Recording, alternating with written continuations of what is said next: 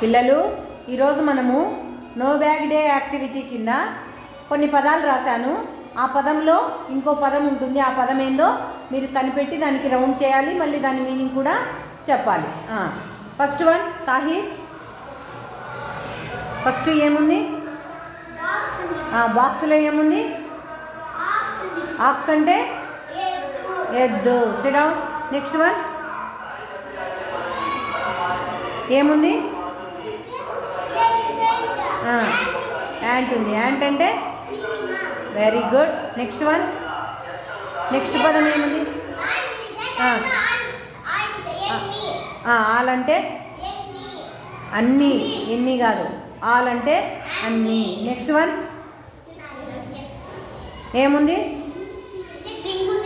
డ్రింకులో ఏముంది? ఇంకు ఉంది, ఇంకు ఉంది. Next one, next one lion అంటే సింహం. ఆన్, ఆన్ అంటే మీద. Very good. నెక్స్ట్ వన్ ఏముంది మా? చైర్. చైర్లో ఏముంది? ఎయిర్ ఉంది. ఎయిర్ అంటే గాలి. Very good. Next one,